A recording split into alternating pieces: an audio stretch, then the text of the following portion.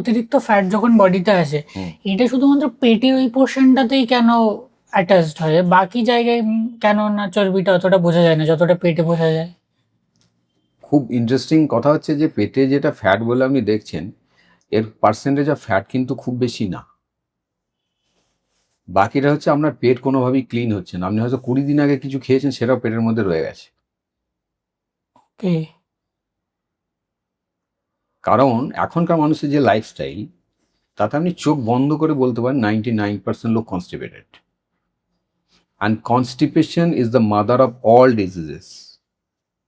সেটা ডায়াবেটিস হতে পারে, ক্যান্সার হতে পারে, থাইরয়েড হতে পারে। আপনি ইন জেনারেল যে কোনো একটা সুগারের পেশেন্ট জিজ্ঞেস করবেন যে আপনার কি আগে কনস্টিপেটেড বা কনস্টিপেশন বা অ্যাসিডিটি ছিল, বললো হ্যাঁ, খুব অ্যাসিড হতো। আপনি অ্যাসিডটা সারাননি কেন? সুতরাং আমি চেষ্টা করেছিলাম, অ্যান্টাসিড খেয়েছি। অ্যাসিড সারানো মানে অ্যান্টাসিড খাওয়া।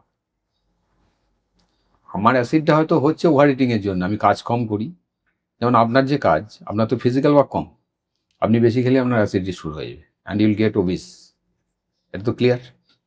তাহলে আপনার ফুডটা সেরকম করে ডিজাইন করতে হবে। আপনি তা না করে যদি বেশি বেশি খেতে শুরু করেন, তো অ্যাসিডিটি যখন শুরু হলো, তখন আপনাকে কি করতে হবে? ফুডের কোয়ান্টিটি কমাতে হবে। একটু মুভমেন্ট করা শুরু করলেন, দেখবেন আপনার অ্যাসিডিটি আস্তে আস্তে ডিসঅ্যাপিয়ার করে গেল। এটা একটা রাস্তা। বা আপনি কিছু ফ্রি হ্যান্ড যোগা টোগা শুরু করলেন। প্যারালেল আর একটা রাস্তা হচ্ছে যে আপনি কোনো মেডিসিন নেওয়া শুরু করলেন, যে আমি আরও বেশি বেশি খাবো, মেডিসিনটাও খাবো, যেটা এখনকার মানুষের ডিমান্ড, যে ওই ডাক্তার খুব ভালো, কিছু খেতে বারণ করে না, সব খাও, ওষুধও খাও, সব খাও, যেন তোমার 45 না পেরোয়। ক্লিয়ার? এবং যারা কম খায় তার দুটো রেকর্ড আমার বাড়িতে আছে। আমার বাবা খুব কম খান, মাসে 20 দিন হয়তো উনি ডিনার করেনি না। He is 84 with no medicine. আর একজন হচ্ছে আমার ঠাকুমা, 104, নো মেডিসিন। ক্লিয়ার? তাহলে এটা প্রুফ।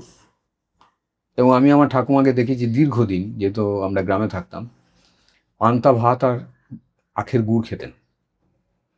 পরে বুঝেছি যে পান্তা ভাত কত বড় অমৃত। তখনকার দিনে মানুষের একটা কনসেপ্ট ছিল যে ও খুব গরিব, তো ওই জন্য গরম ভাত খেতে পারছে না, পান্তা ভাত খায়। বাট আজকে এসে বুঝি যে পান্তা ভাত কত বড় অমৃত। আপনি পান্তা ভাতে পটাশিয়াম পাবেন প্রচুর।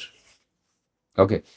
এবং পান্তা ভাত যদি খাওয়া শুরু করেন, আপনার প্রি ডায়াবেটিক থাকলে সেখান থেকে আপনি বেরিয়ে যেতে পারবেন, আপনার ডায়াবেটিক হবে। আপনার প্রেশার হাই থাকলে সেটা অনেকটা নর্মালাইজ হয়ে যাবে। And you will get a very good bowel habit. পেট একদম পরিষ্কার হয়ে যাবে। সেই জন্য পান্তা ভাত খেলে কোনোভাবেই ক্ষতি নয়, কিন্তু আজকের দিনে কজন খান? ভাইরাস গরম ভাত যখন খাচ্ছেন, সোডিয়াম বেশি, আপনার বিপি হাই হয়ে যাবে, সুগার হাই হয়ে যাবে, কিন্তু আমরা ওটাকেই প্রেফার করি। সো আজকের ডেটে যে পেশেন্টদেরকে আমরা ডিল করি, তার 99% কিন্তু পেশেন্ট নয়, তারা হচ্ছে লাইফস্টাইলের শিকার। সে যদি একটু বুদ্ধিমত্তার সঙ্গে ডাক্তারবাবু কথাটা শুনে এটা চেঞ্জ করে নেয়, তাহলে তাকে বেশি দিন ওষুধ খেতে হয়।